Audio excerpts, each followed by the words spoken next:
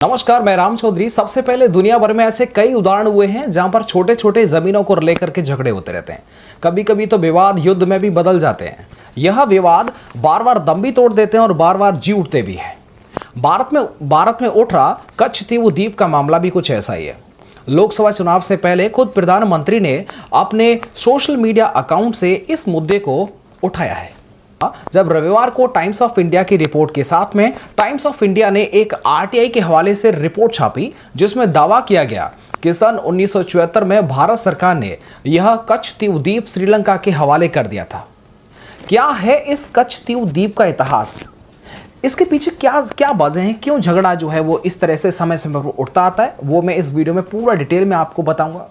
हम बताएंगे कि इस मौजूदा सरकार ने क्या बांग्लादेश के केस में भी कुछ ऐसा ही किया था।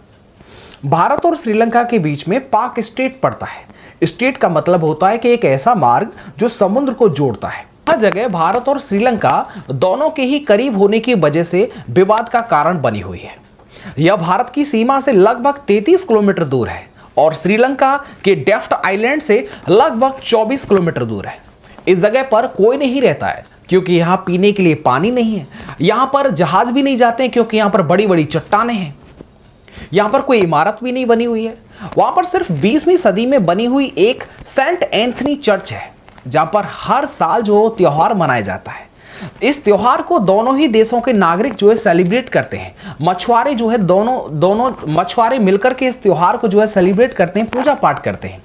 वहां पर भारत और श्रीलंका के ईसाई पुजारी यहां पूजा करवाते हैं और बार बार दोनों देशों के श्रद्धालु इस त्योहार के लिए आते जाते रहते हैं। फिर सर जी विवाद क्या है? जब दोनों देशों के बीच में इतने अच्छे रिलेशन है तो फिर विवाद क्या है? ऐसे रिकॉर्ड जो हमें बताते हैं कि यह द्वीप कभी रामनाथ जमींदारी का हिस्सा हुआ करता था, लेकिन श्रीलंका ने भी इस पर दावा किया था। फिर जब दोनों ही देश ब्रिटिश राज के अधीन थे तो दोनों इसका प्रशासन संयुक्त रूप से चलाते थे। 1921 में भारत और श्रीलंका दोनों ने मछली पकड़ने के लिए सीमा निर्धारित करने के लिए कच्छ पीहू द्वीप पर दावा किया था। एक सर्वे में कच्छ पीहू द्वीप को श्रीलंका में रखा गया था, लेकिन भारत के ब्रिटिश प्रतिनिधिमंडल ने इसे चुनौती दी थी और कहा था कि यह तो रामनाथ जमींदारी का हिस्सा है। लेकिन फिर भी ये विवाद खत्म नहीं हुआ। 1970 के दशक में इस विवाद ने फिर से तूल पकड़ लिया।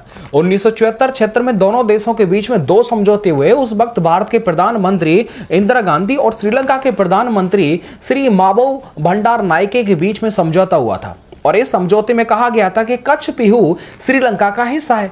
उस समय पर इंदिरा गांधी ने सोचा कि इस द्वीप का कोई स्ट्रेटेजिक कोई इंपोर्टेंस नहीं है। इस द्वीप पर भारत का दावा खत्म करने से अगर पड़ोसी देश के साथ में संबंध अगर मजबूत होते तो अच्छी बात है। लेकिन सन 1976 में के समझौते के बाद में यह तय हुआ कि दोनों देशों के मछुआरे एक दूसरे के एक्सक्लूसिव इकोनॉमिक जोन में मछली पकड़ने नहीं जाएंगे। अब आगे क्या हुआ? कच्छ तीव द्वीप दोनों देशों के एक्सक्लूसिव इकोनॉमिक जोन के किनारे पर था, इसलिए मछुआरों की मछली पकड़ने के लिए अधिकार का मामला जो है सुलझ नहीं पा रहा था। वैसे समझौते के बाद भी भारतीय मछुआरों के लिए हालात ज्यादा कुछ बद से बदतर नहीं थे। दूसरी तरफ चले भी जाते थे। वे सेंट एंथनी चर्च के सालाना उत्सव में भी बिना रोक टोक के शामिल हुआ करते थे। लेकिन धीरे धीरे स्थिति बदलती गई। श्रीलंका के मछुआरे भी यह मांग उठाने लगे कि भारतीय मछुआरों के आने से उनकी रोजी रोटी पर फर्क पड़ा है, प्रभावित हो रही है। सन 2009 में श्रीलंका का गृह युद्ध जब खत्म हो गया, उसने भारतीय मछुआरों पर कड़ी निगरानी शुरू कर दी। अब के हालात ये हैं कि बार बार श्रीलंका की नौसेना जो होती है भारत के मछुआरों को गिरफ्तार करती रहती है। जब भी ऐसे हालात होते हैं तो फिर से कच्छ तीव की मांग फिर से उठती है। यह मांग लगातार तमिलनाडु के नेता अब तक उठाते आ रहे हैं। जब इंदिरा गांधी ने श्रीलंका के साथ में समझौता किया था तब भी समझौता के खिलाफ आवाज उठी थी। सन 1974 में तमिलनाडु के तत्कालीन मुख्यमंत्री थे एम करुणानिधि ने प्रधानमंत्री को लेटर लिखा था। उन्होंने रिकॉर्ड का हवाला देते हुए कहा था कि साहब कच्छ तीव द्वीप पर भारत का दावा होना चाहिए।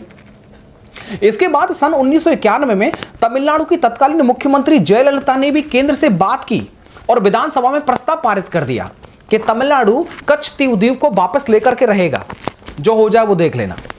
तमिलनाडु कच्छ तीव द्वीप को वापस लेकर रहेगा, ये बोल दिया। सन 2001 में जयललिता ने तत्कालीन प्रधानमंत्री अटल बिहारी वाजपेयी से मुलाकात की और उनसे तमिलनाडु के मछुआरों के लिए इस द्वीप को स्थायी लीज पर लेने के लिए कहा।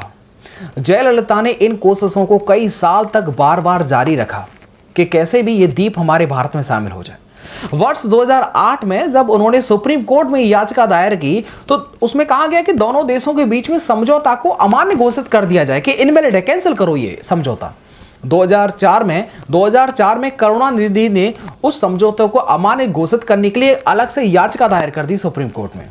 2022 में प्रधानमंत्री नरेंद्र मोदी जब चेन्नई में एक कार्यक्रम में मौजूद थे, के सामने ही मुख्यमंत्री एम.के. स्टालिन इस संबंध में प्रधानमंत्री से अपील की थी। कच्छ द्वीप को जो है वापस लेने का ये एक सही समय है। जुलाई 2023 में श्रीलंका के राष्ट्रपति रानिल विक्रमसिंघे ने भारत आए थे, तब भी स्टालिन ने प्रधानमंत्री नरेंद्र मोदी को चिट्ठी लिखकर के कहा था कि उनसे कच्छ द्वीप के बारे में बात करें। लेकिन बीजेपी ये आरोप लगाती रही है कि डीएमके और कांग्रेस पार्टी तो इस मुद्दे को नहीं उठा रही है, सिर्फ मोदी ही इस मुद्दे को उठा रहे हैं। देखो, इस मुद्दे में कुछ करना होगा तो केंद्र सरकार ही कर सकती है। भाजपा के तमिलनाडु अध्यक्ष अन्नामलाई ने भी कहा था कि पीएम मोदी इसे वापस हासिल करके रहेंगे। उन्होंने ही मंत्रालय में एक आरटीआई लगाई थी, जिसके बाद प्रधानमंत्री ने सोशल मीडिया पर लिखा और विदेश मंत्री जी ने उसका जवाब दिया। विदेश मंत्री ने प्रेस कॉन्फ्रेंस भी की, लेकिन जब इस प्रेस कॉन्फ्रेंस में विदेश मंत्री जी से पूछा गया कि क्या वो इस द्वीप को वापस लेके आएंगे, तो उन्होंने इस पर कुछ कहने से इनकार कर दिया और कहा कि ये मामला तो सुप्रीम कोर्ट में चल रहा है, जो भी निर्णय होगा सुप्रीम कोर्ट होगा वहां पर। और वहां तमिलनाडु के नेताओं ने ही ये याचिका दायर की थी।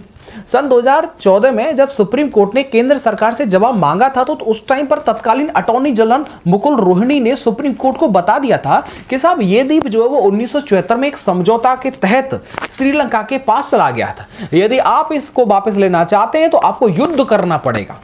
कांग्रेस नेता पी चिदम्बरम ने भी इस पूरे विवाद पर कहा था कि साहब, उन्होंने ये बताया था कि इंदिरा गांधी ने कच्छतीव द्वीप को श्रीलंका का हिस्सा इसलिए माना था क्योंकि 6 लाख तमिल लोग जो कि श्रीलंका में पीड़ित थे, वो भारत में रिफ्यूजी के तौर पर आना चाहते थे और इस समझौते के वजह से वो भारत आ पाए। आपकी क्या राय इस पूरे मुद्दे पर कमेंट करके जरूर हमें बताइएगा। आपको क्या लगता है, कच्छतीव द्वीप जो श्रीलंका को दिया गया, क्या उसको वापस लेना चाहिए? आपको पता होगा कि श्रीलंका जो है ज्यादातर उसके कई सारे मुद्दे ऐसे हैं जो आज तक का रिकॉर्ड देखने में आया कि वो चीन के बहकावे में आ रहा है। चीन वहां पर पोर्ट बना रहा है, चीन ने वहां का पोर्ट जो लीज पर ले रखा है, तो आपको लगता है कि समय रहते इसकी स्थिति कभी भी बदल सकती है।